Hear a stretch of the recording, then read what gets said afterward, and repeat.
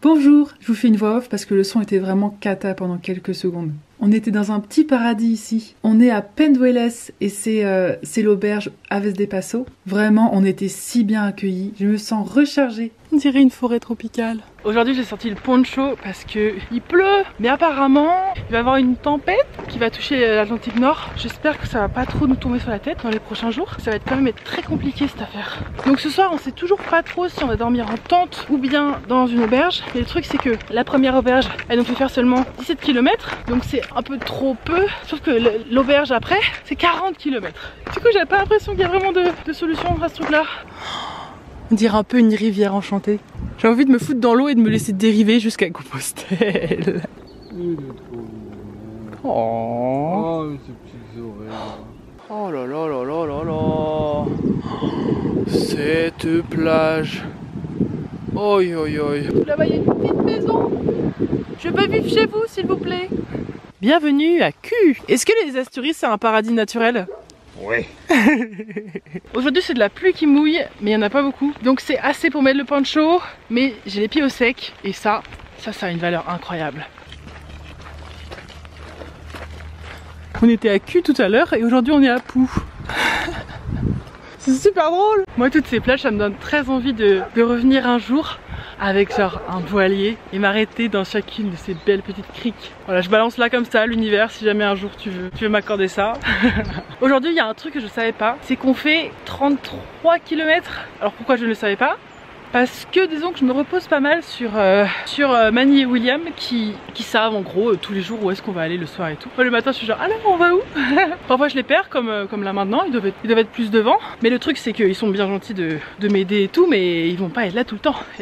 Normalement, je sais pas si c'est demain ou après-demain, mais on va se quitter. C'est un petit côté Mont-Saint-Michel. Mais trop chelou, il y a un gars qui m'a demandé si je faisais le Camino. J'ai dit oui. Et il m'a tenu l'épaule, il m'a dit alors c'est par là, c'est par là. Et après il m'a fait tap sur l'épaule et il a dit benga. Ah mais oh, je suis pas un cheval. Trop chelou, parfois les gens sont un peu bizarres. Mais bon. C'est écrit da lo mejor de ti. Si je me trompe pas, ça veut dire donne le meilleur de toi. Bah là le meilleur de moi c'est peu, mais c'est assez, c'est marcher à une vitesse plus ou moins proche de celle d'un escargot, mais d'avancer doucement vers la destination. Puis voilà, je vais le faire lentement, sûrement. Coucou les toutous. T'as trouvé un rat? You found a rat? Un rato? Un raton? Et c'est là qu'on va dormir cette nuit. Juste là. Je suis quand même contente d'être arrivée là. Parce que j'ai les mollets, non j'ai les cuisses, ah oui surtout les cuisses en feu. Ce sera notre spot de la soirée. Un petit... je sais même pas ce que c'est. Comment on peut rappeler ça? C'est un lavoir. C'est pas genre une superbe ironie qu'on soit sale dans un lavoir? Je le cache Mani. Mani tu resteras anonyme. On a fait 33 km aujourd'hui. C'est pas mal.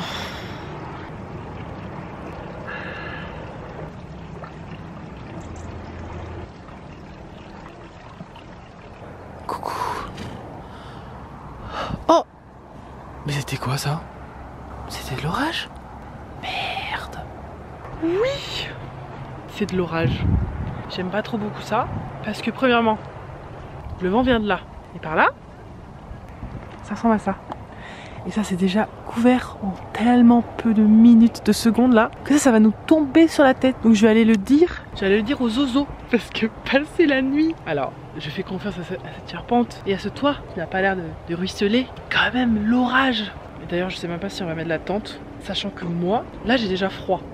Avant de commencer ma nuit à la Belle Étoile, je me suis rendu compte que sans tente, sans matelas, sans oreiller, sans même sac de couchage, j'allais un peu galérer à être vivante le lendemain matin. Du coup j'ai cherché sur Google et je suis tombée sur un article et je vais vous dire ce que j'ai trouvé dedans. Bon alors il y a plusieurs points importants, mais l'un des plus importants c'est d'avoir un toit au-dessus de la tête. Nous on a un toit solide pour la nuit, c'est le toit du lavoir, et heureusement parce que l'orage gronde. Après il faut trouver un moyen d'être isolé du sol. Pour cela j'étale une tente, parce qu'on ne peut pas la planter vu que c'est du béton, autant l'utiliser pour quelque chose. Donc la tente ça va être mon matelas, j'ajoute aussi des vêtements et tout ce que je peux pour rendre le truc le plus moelleux possible. Parce que ça c'est super moelleux. C'est quand même c'est pas rien.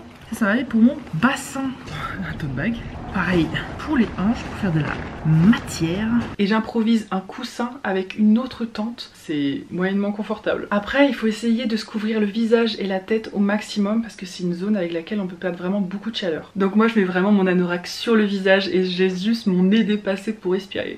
Ensuite, très important aussi, il faut protéger les extrémités. Donc je mets 2 pantalons et 2 paires de chaussettes. Pour les mains, il faut essayer de les caler dans des endroits chauds, c'est-à-dire sous les aisselles, derrière la nuque ou bien encore entre les cuisses. Cuisses, pas cuisses. Pour les pieds, on peut carrément garder les chaussures ou bien vider le contenu de son sac à dos et glisser nos pieds et nos mollets dedans. Pour le reste du corps, le but c'est d'ajouter le maximum de vêtements et de faire en sorte de mettre le pantalon par-dessus le t-shirt et le pull par-dessus l'autre pantalon, etc. On fait comme un oignon quoi. On peut aussi essayer de dormir en position fétale, ça permet de garder la chaleur au centre. Et la dernière étape, c'est d'avoir une couverture de survie et d'essayer vraiment de la mettre sur tout le corps et bien la caler partout. Et la couverture de survie pour survivre.